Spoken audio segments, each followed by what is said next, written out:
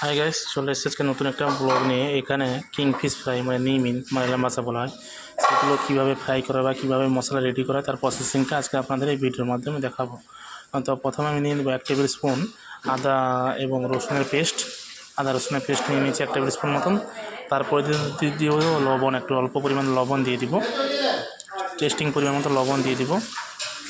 তো তারপরে দিয়ে দিব আমরা ফিশ মশলা। এরপরে যদি আমরা ফিশ মশলা কিন্তু এর মধ্যে অ্যাড করে দিব, একদম দেখতে পাচ্ছ ইস্টো কোম্পানির ফিশ মশলা একটু অ্যাড করে দিব এর মধ্যে।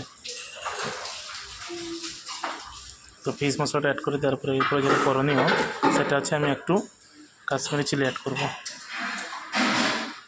কাশ্মীরি চিলিটা টোটাল 1 টেবিল স্পুন মতন দেবো। কাশ্মীরি চিলিটাও অ্যাড করে দেবেন এর মধ্যে। তারপরে দিয়ে দেবো একটু ব্ল্যাক পেপার। এরপরে দিয়ে দিব একটু ব্ল্যাক পেপার, 1/2 টেবিল স্পুন মতন ব্ল্যাক পেপার দিয়ে দিলাম। এরপরে দিয়ে দেবো একটা ডিম।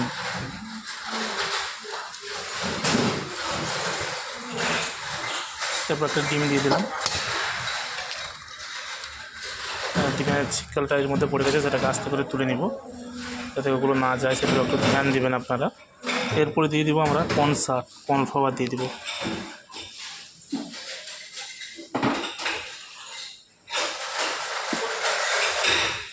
কর্নফ্লাওয়ার দিয়ে দিব, তারপরে দিয়ে দিব আমরা ভিনেগার দিয়ে দিব একটু এর মধ্যে। এখানে খাট্টা জিনিসটা খেতে খুব ভালোবাসে, তো তার মধ্যে একটু আমরা দিয়ে দিলাম 1 টেবিল স্পুন মতন ভিনেগার দিয়ে দেবো।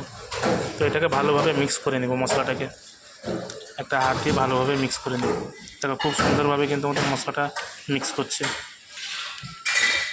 দেখো খুব সুন্দরভাবে কিন্তু আমাদের পেস্ট একটা হয়ে গেছে। দেখো এরপরে মশলা আমরা মাছগুলোকে যে ধুয়ে পরিষ্কার করে রেখেছি কিংফিশ, সেগুলোকে এর মধ্যে মিক্স করে নেব।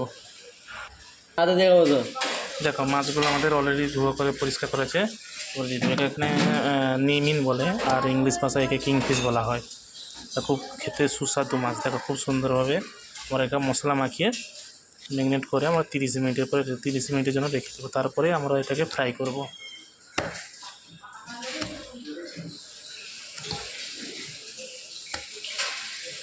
একটা করে আমরা মাছটা এরকম ছড়িয়ে নিব যাতে না ভাঙে। মাছটা প্রচুর নরম মাছ, মানে প্রচুর সফট।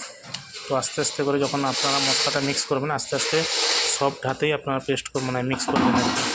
দেখো খুব সুন্দরভাবে আমাদের মাছটা কিন্তু আস্তে আস্তে করে আমাদের মাছটার মধ্যে মশলাটা কোটিং অ্যাড করছি আর কি। দেখো খুব সুন্দরভাবে, দেখো অলরেডি কত সুন্দরভাবে আমাদের মাছের মশলাটা মিক্স করে নিচ্ছি। দেখো অসাধারণ লাগছে কিন্তু দেখতে, আর এটা খেতে কিন্তু খুব সুস্বাদু লাগে। তো এটা 30 মিনিটের মধ্যে জন্য রেখে দেবো, তারপরে আমরা এটাকে তাওয়ার মধ্যে ফ্রাই করব। দেখো গাইস 30 মিনিট রাখার পরে এর মধ্যে আমি কিন্তু অল্প পরিমাণ তেল দিয়ে দিয়েছি। আপনারা চাইলে সানফ্লাওয়ার অয়েল, পাম অয়েল যেটা খুশি ইউজ করতে পারবেন। তারপরে আমি কিন্তু মাটিটা জ্বালিয়ে দিব, মোটামুটি জ্বালিয়ে দিয়েছি। এরপরে আমি মাছটি কিন্তু এর মধ্যে আমি ছেড়ে দিব। দেখো স্লো ওভেনে কিন্তু মাছটা এর মধ্যে ছেড়ে দেন। তো এইভাবে হালকাভাবে কিন্তু লাল করে ভেজে নেবেন খুব সুন্দরভাবে, আর এটা খেতে খুব ভালো লাগে। আর আমাদের ভিডিওটি যদি ভালো লেগে থাকে অবশ্যই আমাদের এই পেজটিকে লাইক করবেন এবং শেয়ার করবেন এবং কমেন্ট করবেন। দেখো লাল লাল করে ভেজে নেওয়ার পরে আমাদের মাছ ভাজিটা কিন্তু অলরেডি, ফিশ ফ্রাইটা কিন্তু অলরেডি রেডি হয়ে গেছে। দেখো কত সুন্দর লাগছে, দেখো অসাধারণ লাগছে। আর আমাদের পেজটি ভালো লাগলে অবশ্যই ফলো করবেন। ধন্যবাদ, সবাই সুস্থ থাকবেন।